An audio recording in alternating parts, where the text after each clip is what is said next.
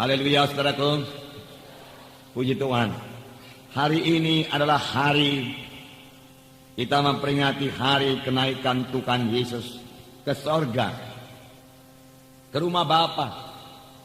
Rumah Bapa itu sorga, dan dia pergi untuk menyediakan tempat bagi kita. Dan setelah itu Tuhan berkata, aku akan datang kembali dan membawa kamu ke tempatku, supaya di mana aku ada, kamu juga berada. Tuhan suka bersama-sama dengan anak-anaknya dalam satu masa yang kekal, selama-lamanya di sorga. Untuk itulah Tuhan Yesus datang ke bumi, menebus kita yang berdosa ini, dan memberikan hati hidup baru kepada kita, kejadian yang baru kepada kita, dan dia memberikan rohnya kepada kita, supaya kita boleh mengalahkan semua hawa nafsu, semua kehendak daging dan duniawi, sehingga kita hidup benar di hadapan Tuhan. Dan waktu Tuhan Yesus datang kedua kali, kita ikut terangkat bersama-sama dengan Tuhan Yesus ke sorga. Saya mau membacakan kepada saudara, bahkan biarlah kita sama-sama membaca Yohanes pasal 14 ayat 1 sampai 14. Yohanes pasal 14 ayat 1 sampai 14. Bukalah Alkitab saudara. Janganlah gelisah hatimu, percayalah kepada Allah, percayalah juga kepadaku. Di rumah Bapakku banyak tempat tinggal. Jika tidak demikian, tentu aku mengatakannya kepadamu. Sebab aku pergi ke situ untuk menyediakan tempat bagimu. Dan apabila aku telah pergi ke situ dan telah menyediakan tempat bagimu, aku akan datang kembali dan membawa kamu ke tempatku, supaya di tempat di mana aku berada, kamu pun berada. Dan kemana aku pergi, kamu tahu jalan ke situ. Kata Thomas kepadanya, Tuhan, kami tidak tahu kemana engkau pergi, jadi bagaimana kami tahu jalan ke situ? Kata Yesus kepadanya, akulah jalan dan kebenaran dan hidup. Tidak ada seorang pun yang datang kepada Bapa kalau tidak melalui aku. Sekiranya kamu mengenal aku, pasti kamu juga mengenal Bapakku. Sekarang ini kamu mengenal Dia, dan kamu telah melihat Dia. Kata Filipus kepadanya, Tuhan, tunjukkanlah Bapa itu kepada kami, itu sudah cukup bagi kami. Kata Yesus kepadanya, telah sekian lama aku bersama-sama kamu, Filipus, namun kamu tidak mengenal aku. Barang siapa telah melihat aku, ia telah melihat Bapa. Tunjukkanlah Bapa itu kepada kami. Tidak percayakah engkau bahwa aku dalam Bapa dan Bapa dalam aku? Apa yang aku katakan kepadamu, tidak aku katakan dari diriku sendiri, tetapi Bapa yang diam dalam aku, dialah yang melakukan pekerjaannya. Percayalah kepadaku bahwa aku dalam Bapa dan Bapa dalam aku, atau setidak-tidaknya percayalah karena pekerjaan-pekerjaan itu sendiri. Sesungguhnya barang siapa percaya kepadaku, ia akan melakukan juga pekerjaan-pekerjaan yang aku lakukan, bahkan pekerjaan-pekerjaan lebih besar daripada itu. Sebab aku pergi kepada Bapa, dan apa juga yang kamu minta dalam namaku, aku akan melakukannya, supaya Bapa dipermuliakan dalam anak. Jika kamu meminta sesuatu kepadaku dalam namaku, aku akan melakukannya. Nah, saudara yang kekasih dalam nama Yesus. Jadi Yesus berkata, di rumah Bapakku banyak tempat tinggal. Jika tidak demikian, tentu aku mengatakannya kepadamu, sebab aku pergi ke situ untuk menyediakan tempat bagimu. Rumah Bapa cukup luas, banyak ruangnya, dikatakan dalam terjemahan lama. Dan aku pergi menyediakan tempat bagimu, dan sesudah selesai aku akan datang kembali dan membawa kamu ke tempatku, supaya di mana aku berada, di situ juga kamu akan berada. Yesus yang sama, yaitu Yesus yang terangkat ke sorga, di mana dikatakan dalam Kisah Rasul pasal 1, murid-murid menatap ke langit. Waktu Yesus naik ke sorga, kemudian malaikat berkata, Yesus ini, puji Tuhan, bukan Yesus yang lain. Kisah Rasul pasal 1 ayat 9. Ayat 9 mulai.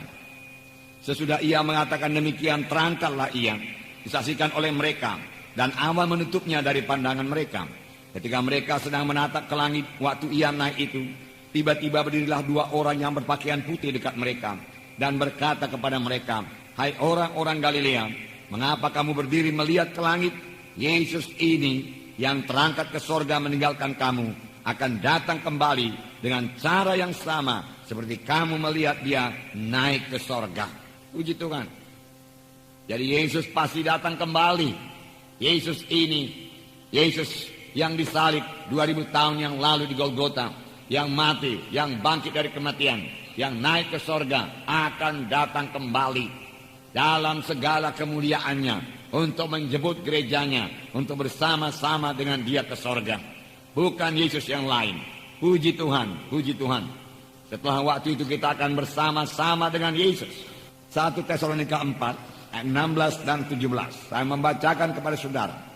Sebab pada waktu tanda diberi, yaitu pada waktu penghulu malaikat berseru dan sangkakala Allah berbunyi, maka Tuhan sendiri akan turun dari sorga, dan mereka yang mati dalam Kristus akan bangkit, akan lebih dahulu bangkit. Sesudah itu kita yang masih hidup, yang masih tinggal, akan diangkat bersama-sama dengan mereka dalam awan, menyongsong Tuhan di angkasa. Demikianlah kita akan bersama-sama dengan Tuhan selama-lamanya. Selama-lamanya bersama-sama dengan Tuhan. Sini dikatakan, maka Tuhan sendiri akan turun dari sorga. Dan pada waktu itu apakah yang terjadi? Yang pertama dikatakan, mereka yang mati dalam Kristus akan lebih dahulu bangkit. Jadi yang mati dalam Yesus akan lebih dahulu bangkit. Jadi orang mati akan dibangkitkan dan diberikan tubuh yang baru, tubuh yang mulia, bukan roh-roh yang bangkit. Kalau rohnya sudah lama bangkit, kalau orang itu sudah selamat, sudah lahir baru, pada waktu dia meninggal dunia, maka rohnya segera bersama-sama dengan Tuhan. Tetapi tubuhnya masih di bumi ini. Jadi yang bangkit itu tubuhnya yang di bumi ini. Yang boleh jadi sudah hancur pun dimakan tanah, Tuhan kumpulkan kembali dan Tuhan jadikan tubuh yang mulia. Lalu rohnya masuk kembali ke dalam tubuhnya, lalu dia bersama-sama dengan Tuhan selama-lamanya. Itu terjadi waktu kedatangan Tuhan kedua kali. Tetapi apa yang terjadi kepada kita yang percaya yang masih hidup? Karena bisa saja kita masih hidup pada waktu Tuhan datang kedua kali. Terlebih sekarang ini kita melihat bahwasanya kita sudah hidup pada akhir daripada akhir zaman. Tidak lama lagi Tuhan Yesus pasti datang. Jangankan orang gereja, jangankan anak-anak Tuhan, orang dunia saja mengatakan bahwasanya kesudahan segala sesuatu sudah dekat. Kesudahan bumi ini sudah dekat. Kepunahan binatang-binatang dia katakan sudah dekat. Hutan-hutan sudah rusak, ozon sudah terbuka, dan lain sebagainya. Bumi ini sudah rusak, dia katakan. Nah mereka, saudaraku, membuat segala macam teori. Saudara, tetapi itu semua tanda-tanda, saudaraku, bahwasanya segala sesuatu akan berakhir. Manusia mencoba melestarikan hutan. Manusia mencoba melestarikan, saudaraku, binatang-binatang langka supaya jangan binasa. Dia menjaga mawas-mawas supaya jangan binasa. Dia menjaga ikan paus supaya jangan binasa. Karena segala sesuatu mendekati akhirnya. Akhir daripada segala sesuatu sudah dekat. Dan Yesus akan datang kedua kali. Ini yang kita tunggu-tunggu. Ini bukan membuat kita menjadi takut, gentar, khawatir. Tidak. Ini membuat kita, saudaraku, bersorak-sorai dan bersuka cita. Karena waktu penebusan yang sempurna bagi kita. Di mana tubuh kita ini juga ditebus dengan sempurna. Sehingga beroleh tubuh yang mulia sudah sangat dekat. Dan kita akan bersama-sama dengan Tuhan di sorga. Hanya yang perlu kita pikirkan, saudara, pelayanan kita nomor 1. Apakah kita sudah memberikan buah kepada Tuhan atau belum? Yang kedua, setelah kita melihat famili-famili kita. Apakah mereka nanti ikut terangkat kalau Tuhan Yesus datang kedua kali atau tidak? Kalau saudara mereka belum selamat, tentu mereka tidak ikut terangkat ke sorga. Inilah tugas kita. Mari kita beritakan Injil kepada mereka. Kasihan sekali mereka itu, saudaraku. Mereka tidak akan bertemu dengan Tuhan di awan-awan kalau mereka belum lahir baru. Walaupun mereka ke gereja. Kalau Tuhan tidak dalam hatinya, mereka tidak akan bertemu dengan Tuhan Yesus. Mereka akan terhilang selama-lamanya, saudaraku. Selama-lamanya terhilang. Selama-lamanya terhilang. Oleh sebab itu sebelum Tuhan datang kedua kali, marilah kita bergegas-gegas saksikan Injil Tuhan kepada mereka itu. Bawa mereka itu kepada kebaktian. Ajak mereka training. Biar mereka bertumbuh di dalam Tuhan. Supaya kelak kalau Tuhan datang kedua kali, kita bersama-sama dengan semua teman-teman kita, kerabat-kerabat kita, keluarga kita, saudara-saudara kita, orang tua kita, bersama-sama naik ke sorga, bersama-sama di garis bertemu di awan-awan, kemudian bersama-sama memasuki sorga yang kekal. Amin, saudara. Sebab di sini dikatakan, sesudah itu kita yang hidup, yang masih tinggal, akan diangkat bersama-sama dengan mereka dalam awan-awan, menyongsong Tuhan di angkasa. Demikianlah kita akan selama-lamanya bersama-sama dengan Tuhan. Tidak heran Paulus mengatakan, tanah airku yang sejati bukanlah di dunia ini, tanah airku ada di sorga. Kita hanya singgah saja dalam dunia ini. Warga negara kita memang warga negara Indonesia selama 70, 80, 90, 100 tahun kalau kita kuat. Tetapi sudah itu kemanakah kita? Ada tempat disediakan Tuhan bagi kita, bukannya tempat, rumah disediakan Tuhan bagi kita. Betapa kita bersusah payah mencari rumah di dunia ini. Betapa kita mengangsur, saudaraku, untuk memiliki satu rumah, bertahun-tahun namanya mengangsur. Ada yang kontrak rumah, tetapi Tuhan menyediakan rumah yang sangat indah di sorga, yang tidak akan rusak. Rumah di sorga, saudaraku, tidak akan pernah bocor seperti rumah di sini. Tadi malam hujan, saudaraku, di rumah kami banyak bocornya, saudaraku. Nah, saudara yang kekasih Tuhan di sorga tidak demikian. Pekarangan kami becek, saudaraku, tapi di sorga tidak ada pekarangan yang becek, saudaraku. Jalannya juga dari emas, semua teratur rapi, saudara. Bersih, saudara. Tidak ada air-air tergenang yang menyebabkan demam berdarah, nggak ada itu, saudaraku. Di sini segalanya ada, penyakit ada, kesusahan ada, keberatan ada. Bahkan pencuri pun ada, perampok pun ada. Tetapi di sorga dia katakan tidak ada pencuri, tidak ada perampok. Oleh sebab itu simpan hartamu di sorga, firman Tuhan berkata, benar juga. Kalau memang kita mau pindah rumah, saudaraku, simpan harta kita di sorga. Amin, saudara. Ya, itu betul-betul ada, betul-betul nyata, saudaraku. Firman Tuhan mengatakannya. Firman Tuhan ini tidak pernah bohong, saudaraku. Segala janji Tuhan ini bagi saudara. Amin, saudara. Ya, janji kesembuhan bagi saudara, janji keselamatan bagi saudara, janji keberkatan bagi saudara, janji keberhasilan bagi saudara. Tertulis semua dalam Alkitab ini. Hanya Tuhan minta kita menepati bahagian kita, lalu Tuhan menepati bahagian dia. Kalau bahagian Tuhan tidak akan pernah gagal. Bahagian kita ini yang bisa gagal. Apakah kita bisa menggenapkan bahagian kita? Apakah kita menggenapkan, saudaraku, misalnya dalam berkat materi memberikan persepuluhan, saudara, maka bahagian Tuhan tidak akan gagal mencurahkan berkat yang berkelimpahan kepada kita, saudara. Nah, puji Tuhan, saudaraku. Puji Tuhan. Betapapun baiknya, saudaraku, ya tempat tinggal di dunia ini jauhlah lebih baik tempat tinggal di sorga. Amin, saudara. Jauh lebih baik. Saya bersyukur kepada Tuhan. Tuhan sudah mendengarkan doa kita. Kita sangat berdoa supaya semalam pada hari kebangkitan nasional, di mana banyak yang akan berkumpul, saudaraku, untuk merayakan hari kebangkitan nasional tersebut, saudaraku. Tetapi sama sekali tidak ada kerusuhan, sama sekali tidak ada keributan, saudaraku. Puji Tuhan untuk ini, saudaraku. Ya, kita sangat bersyukur, saudara. Segala kejahatan, segala pemberontakan itu, saudaraku, kerusuhan bisa diredam dengan baik. Kita bersyukur.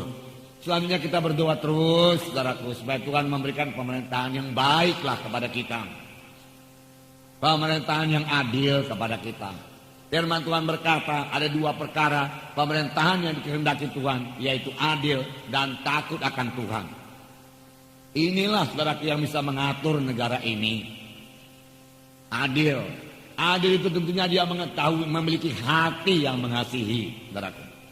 Tidak cukup memiliki pengetahuan saja, perlu memiliki hati yang mengasihi manusia ini, yang mengasihi rakyat ini. Dan kita tahu itu hanya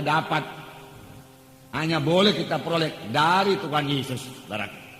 Sepanjang semua, saudaraku, pemimpin kita memiliki hati yang mengasihi, yang adil, yang takut akan Tuhan, tentu negara kita ini menjadi negara yang sangat baik dan diberkati Tuhan secara luar biasa. Amin, saudara.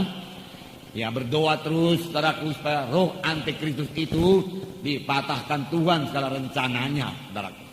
Roh antikristus biarlah, saudaraku, gagal dalam rencananya, saudaraku. Amin, saudara.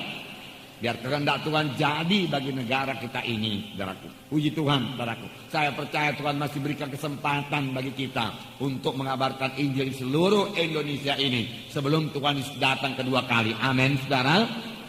Karena firman Tuhan berkata, Injil Tuhan harus diberitakan ke seluruh segala suku dan bangsa, seluruh dunia.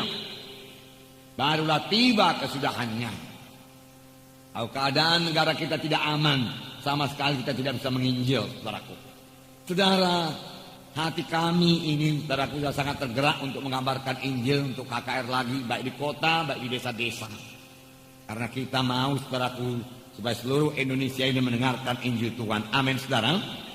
Biarlah kita semua rindu akan kedatangan Tuhan Yesus yang kedua kali ini. Kalau kita rindu, saudara, kita tidak tinggal diam. Kalau kita rindu, saudara, kita bekerja.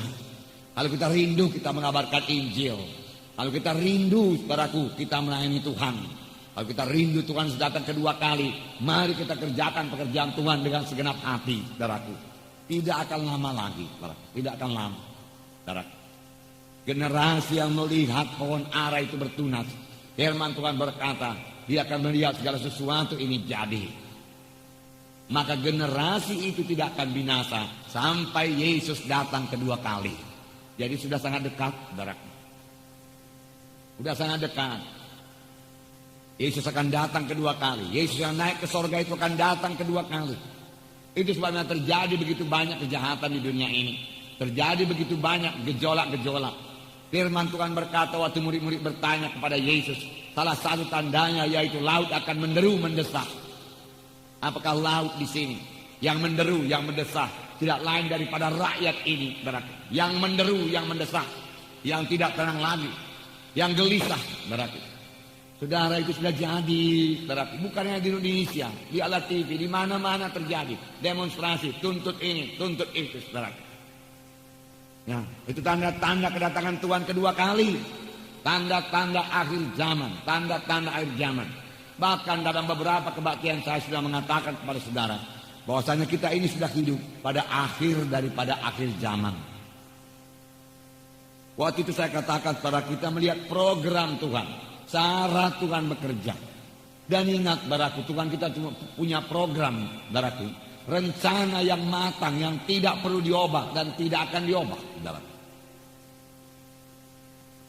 Lain manusia ini, saudaraku. Manusia kalau punya rencana, saudaraku, karena keterbatasan pengetahuannya, saudaraku, kapan mau dilaksanakan kerap kali dirubah. Tapi Tuhan tidak demikian. Dia mengetahui segala perkara. Dia rencanakan itu pasti jadi. Saudara, kita melihat pada hari penciptaan dunia. Hari yang pertama Tuhan ciptakan terang. Jadilah terang, Tuhan berkata jadi terang. Dan Tuhan melihat terang itu baiklah adanya. Amat baik sekali. Pada hari yang kedua Tuhan berkata jadilah cakrawala. Tetapi Tuhan tidak berkata baiklah cakrawala itu tidak. Mengapa? Karena dalam cakrawala itu ada setan iblis. Karena waktu dunia ini diciptakan, setan sudah jatuh. Yang terus mengganggu manusia ini. Kemudian hari yang ketiga Tuhan menciptakan daratan, lautan dan tumbuh-tumbuhan. Ya, sebelum itu semua saudara berkata bagaimana dunia ini. Dunia ini pada waktu itu saudaraku tidak teratur, dia katakan. Ya, boleh jadi sudah ada, tapi itu bukan urusan kita itu, saudara. Nah, saudara, hari yang keempat Tuhan menjadikan matahari, bulan, bintang. Entah bagaimana Tuhan menjadikan terang pada hari pertama, lalu pada hari yang keempat baru jadikan matahari, saya tidak tahu. Cuma firman Tuhan, saya tahu firman Tuhan berkuasa. Tuhan berkata terang-teranglah itu, saudaraku. Boleh jadi semua kuasa kegelapan disingkirkan, saudaraku, dikumpulkan di cakrawala, lalu dunia menjadi terang. Puji Tuhan kalau demikian. Karena kuasa kegelapan hanya membawa kegelapan. Tetapi pada hari yang keempat Tuhan menjadikan matahari, bulan dan bintang. Tuhan berkata jadilah matahari, bulan dan bintang. Bintang itu begitu luar biasa banyaknya, saudara. Luar biasa besarnya. Ada bintang-bintang yang jauh lebih besar daripada matahari, saudara. Yang jauhnya juga, saudaraku, jutaan-jutaan, saudaraku. Ya, saya tidak tahu apa namanya ukuran cahaya itu, saudaraku. Ya, kilometer cahaya. Ya, begitu jauh. Kemudian hari yang kelima Tuhan menjadikan binatang-binatang di udara dan di laut. Burung-burung di udara, ikan-ikan di laut, lengkap semua. Hari yang keenam Tuhan menjadikan ternak di bumi dan manusia di bumi. Tuhan jadikan dari debu tanah. Tuhan ciptakan Adam dan Hawa. Dan firman Tuhan berkata, hari yang ketujuh Tuhan berhenti. Hari yang ketujuh Tuhan berhenti. Selalu Tuhan berhenti. Pada hari yang ketujuh, ingatlah ini, saudara. Ini program Tuhan, cara kerja Tuhan, saudara. Kemudian Tuhan memilih, saudaraku, bangsa pilihannya, bangsa Israel. Sebelumnya, saudaraku, manusia bertambah-tambah jahat di bumi. Lalu Tuhan menghukum manusia. Hanya Nuh, saudaraku, dan seisi rumahnya yang selamat. 8 orang saja selamat. Yang lainnya binasa semua. Manusia yang sudah jutaan jumlahnya Tuhan binasakan saja, saudara. Jangan katakan Tuhan tidak menghukum. Bahkan Tuhan membinasakan, saudara. Pada zaman Nuh itu, hanya 8 orang yang selamat. Karena 8 orang saja yang hidup intim dengan Tuhan, bergaul dengan Tuhan. Tidak ikut dalam memuaskan hawa nafsu, kehendak daging, dan meninggalkan semua kejahatan, saudara. Kemudian Tuhan memilih Abraham. Dari Abraham bangkitlah bangsa pilihan Tuhan. Kemudian saudara, setelah keluar daripada Mesir, Tuhan berkata, 6 hari lamanya ya, engkau harus bekerja. Tapi hari yang ketujuh engkau tidak boleh bekerja. Itulah hari Sabat. Aku pun tidak bekerja, Tuhan berkata. Maka kamu pun janganlah bekerja.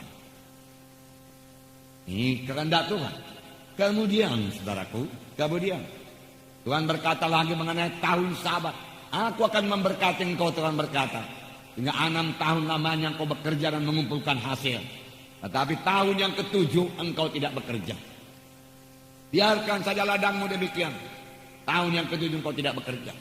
Aku sudah memberkati engkau. Pasti cukup semua. Lalu bangsa Israel membiarkan tanahnya tidak dikerjakan pada hari yang ketujuh. Pada tahun yang ketujuh. 1 tahun dia libur. 1 tahun. Tentu itu satu bangsa yang sangat diberkati Tuhan. Saya lihat orang-orang kaya sekarang pun tidak bisa libur selama 1 tahun. Boleh jadi dia tidak bekerja selama 1 tahun. Bukan karena dia libur, saudara. Bukan karena tahun Sabat. Karena penyakit, saudara. Memang tidak bisa kerja lagi dia. Tapi bangsa Israel ini, saudaraku, sungguh sangat diberkati Tuhan. 1 tahun tidak kerja. Makan, minum saja, beribadah kepada Tuhan. Ya, mengikuti hari-hari raya orang Yahudi, saudaraku. Dan menghabiskan uangnya. Menghabiskan apa yang dia kumpulkan selama 6 tahun itu. Dari tahun yang ketujuh mereka tetap bersuka cita. Kemudian setelah 7 kali tahun Sabat, mereka memasuki tahun Jobel, tahun ke-50. Lebih hebat lagi, budak-budak mereka dibebaskan semuanya. Bukan hanya bebas PHK, saudaraku, tidak. Bebas, saudaraku, dengan diberikan semua kebutuhan hidup mereka. Diberikan semua. Ya, supaya mereka boleh hidup bebas sebagai orang biasa. Bisa hidup, cukup, diberikan rumah, diberikan pesangon yang cukup untuk hidup seterusnya. Boleh jadi diberikan kerja. Itulah terjadi pada tahun Jobel. Tetapi disitulah banyak hamba sahaya yang sudah jatuh cinta kepada tuannya. Sudah begitu lama dia di rumah tuannya. Dia berkata, aku tidak mau bebas Tuhan. Dia katakan, aku mau tetap di rumah ini. Pada waktu itulah maka hamba itu menjadi hamba yang ditindik telinganya. Dibawa ke pintu gerbang. Dan disaksikan oleh tua-tua dari kota itu. Ditindik telinganya. Lalu dia menjadi hamba kepada tuannya. Seumur hidup dia dengan anak-anaknya. Saudara, sebenarnya itulah permintaan Tuhan kepada hamba Tuhan. Sekarang ini kepada pendeta-pendeta, pelayan-pelayan Tuhan, penginjil-penginjil. Menjadi hamba yang ditindik. Seluruh hidupnya diserahkan kepada Tuhan. Dia tidak hidup bagi dirinya sendiri lagi. Tapi hidup bagi Tuhan. Itulah yang sangat disukai oleh Tuhan, saudara. Nah, saudara yang kasih dalam nama Yesus. Kita sudah hampir memasuki tahun yang ke-7.000 pada perhitungan Tuhan. Pada perhitungan Tuhan inilah hari yang ke-7. Tahun ke-7.000. Mengapa, saudara? Karena 1 hari Tuhan 1000 tahun hari manusia. 1 hari Tuhan 1000 tahun hari manusia. 1000 tahun hari manusia 1 tahun kata Tuhan. Itu setahunnya 1 hari kata Tuhan. 1 hari 1000 tahun 1 hari aja sama Tuhan. Karena Tuhan mempunyai perhitungan masa yang kekal. Ini tertulis dalam 2 Petrus 3:8. 2 Petrus 3:8. Saya bacakan pada saudara. 2 Petrus 3:8. Akan tetapi, saudara-saudara yang kekasih, yang satu ini tidak boleh kamu lupakan. Yang satu ini tidak boleh kamu lupakan. Yaitu bahwa di hadapan Tuhan 1 hari sama dengan 1000 tahun. Dan 1000 tahun sama dengan 1 hari. Di hadapan Tuhan. Jangan lupakan ini, Tuhan berkata. Bahwa di hadapan Tuhan, satu hari sama dengan 1000 tahun. Dan 1000 tahun sama dengan satu hari. Kita berkata 1000 tahun. Satu hari Tuhan berkata. Dari zaman Tuhan Yesus sampai zaman sekarang ini, hampir 2 hari. Sama Tuhan. Baru 2 hari aja sama Tuhan. Belum siap pun 2 hari. Kurang lagi 2 tahun. Saudara. Tidak heran Tuhan berkata pada hari-hari terakhir aku mencurahkan rohku. Tuhan mulai mencurahkan rohnya saudaraku semalam. Menurut perhitungan Tuhan. 1900 tahun yang lalu masih semalam sama Tuhan itu. Dan Tuhan mencurahkan rohnya pada hari ini saudaraku. Nah begitulah cara Tuhan menghitung. Itu sebabnya Yohanes berkata dalam 1 Yohanes 2 ayat 18. Ini dikatakan. Anak-anakku, 1 Yohanes 2:18, saya bacakan. Anak-anakku, waktu ini adalah waktu yang terakhir. Dan seperti telah kamu dengar, seorang antikristus akan datang. Sekarang telah bangkit banyak antikristus. Itulah tandanya bahwa waktu ini benar-benar adalah waktu yang terakhir. Ayat 20 berkata, tetapi kamu telah beroleh pengurapan dari yang kudus. Dan dengan demikian kamu semua mengetahuinya. Puji Tuhan. Kamu beroleh pengurapan dari Roh Kudus. Oleh sebab itu kamu mengetahuinya. Biarlah kita mengetahuinya. Saudara, di sini Yohanes berkata, waktu inilah waktu yang terakhir. Waktu inilah waktu yang terakhir. Tetapi kemudian orang dunia berpikir begini. Saya terangkan kepada saudara. Kapannya datang Tuhan itu? Ini kan ditulis Yohanes 1900 tahun yang lewat ini. 1900 tahun yang lewat. Yohanes berkata waktu ini adalah waktu yang terakhir. Jadi kapannya akhir zaman itu? 1900 tahun yang lewat pun dikatakan ini zamannya akhir. Bagaimana ini? Nggak tentunya kedatangan Tuhan itu kalau begitu masih lama lagi itu. Entah berapa ribu tahun lagi. Tidak berapa ribu tahun lagi. Saudara, ini memang ditulis Yohanes 1900 tahun yang lalu kira-kira lebih kurang. Dan dalam ilham Roh Kudus, dalam pimpinan Roh Kudus. Di mana dia berkata waktu inilah waktu yang terakhir. Karena Yohanes berpikir 1000 tahun itulah satu hari Tuhan. Lalu dia tahu kalau kira-kira 2000 tahun kemudian Yesus akan datang kedua kali. Itulah hari yang terakhir. Lalu dia tuliskan, waktu ini adalah waktu yang terakhir. Yohanes tidak salah. Dia benar. Karena dia menulis dalam pimpinan Roh Kudus. Memang 2 hari itu boleh dikatakan sudah hari terakhir. Karena memasuki hari yang ke-7. Memasuki tahun yang ke-7000. Di mana Tuhan mesti berhenti. Itu program Tuhan, cara kerja Tuhan. Kemudian saudaraku, ya, Lukas yang menulis kisah Rasul juga berkata bahwasanya pada akhir zaman Tuhan akan mencurahkan rohnya. Dalam kisah Rasul pasal 2 ayat 17. Kisah 2 ayat 17. Akan terjadi pada hari-hari terakhir, demikianlah firman Allah, bahwa aku akan mencurahkan rohku ke atas semua manusia. Maka anak-anakmu laki-laki dan perempuan akan bernubuat, dan teruna-teruna akan mendapat penglihatan-penglihatan, dan orang-orangmu yang tua akan mendapat mimpi. Juga ke atas hamba-hambaku laki-laki dan perempuan akan kucurahkan rohku pada hari itu, dan mereka akan bernubuat. Lalu saudara berkata, bukankah ini sudah 2000 tahun yang lalu? Mengapa 2000 tahun yang lalu juga dikatakan akhir zaman? Karena Tuhan menghitungnya dengan hari Tuhan yang sama dengan 1000 tahun manusia ini. 1000 tahun hari manusia. Lalu Tuhan berkata, ini hari-hari yang terakhir. Aku mencurahkan rohku. Dan dimulai Tuhan pada hari Pantekosta. Pada hari Pantekosta yang kalau saya salah saudaraku minggu depan kita peringati hari Pantekosta. Amin saudara. 10 hari kemudian daripada ini saudara. Nah. Tapi manusia menghitungnya mengenai dengan tahun-tahun manusia. Wah, sudah di 2000 tahun hampir. Dia katakan, berapa lama akhir zaman itu? Berapa lama akhir zaman itu? Tuhan berkata 2 hari. 2 hari. 2000 tahun. Ya sudah dekat. Dekat sekali. Sini dikatakan, hari-hari terakhir Tuhan mencurahkan rohku. Aku akan mencurahkan rohku. Lihat baptisan air kita. Tuhan mencurahkan rohnya saja. Jiwa-jiwa berbaris, saudaraku, ada yang baru selamat pagi hari. Sore hari dia berbaris untuk dibaptiskan dalam baptisan air. Anak-anak Tuhan mendoakan, hamba Tuhan berdoa, diletakkan tangan, tiba-tiba dia bicara dalam bahasa roh, dia penuh dengan Roh Kudus, dapat baptisan Roh Kudus. Kenapa begitu mudah? Karena Tuhan mencurahkan rohnya. Sebentar lagi nubuat akan bertambah-tambah, penglihatan akan bertambah-tambah, mimpi-mimpi juga akan diberikan Tuhan. Semua itulah pekerjaan Roh Kudus. Saudara, tidak heran saudaraku. Mengapa ini semua saudaraku diterangkan Tuhan? Supaya hari itu jangan menimpa kita sebagai pencuri. Supaya kita berjaga-jaga. Dalam 1 Tesalonika 5 dikatakan, Tesalonika 5 ayat 1 mulai saya bacakan. 1 Tesalonika 5 ayat 1. Tetapi tentang zaman dan masa, saudara-saudara, tidak perlu dituliskan kepadamu.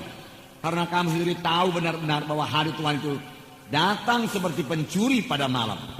Akan waktunya, akan harinya, tanggalnya tidak seorang pun yang tahu.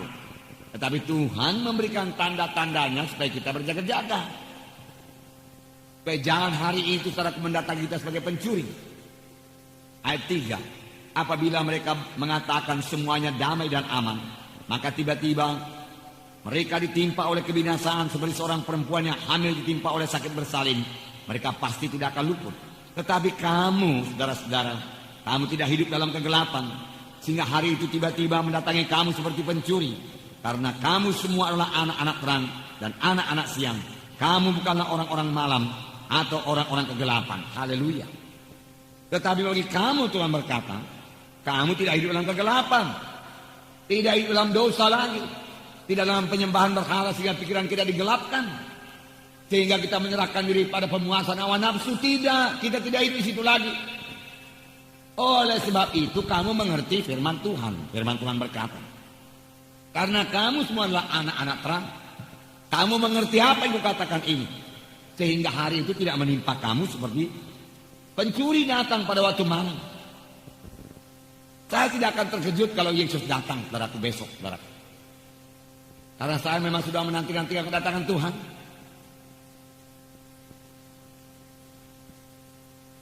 Karena kita ini anak-anak terang, karena saudara juga anak-anak terang, saudara sudah mendengarkan firman Tuhan yang seperti ini. Yesus bisa datang kapan saja, saudara, kapan saja. Mengenai Injil yang diberitakan pada seluruh penjuru alam, saudaraku, saudara itu hampir digenapkan, saudara.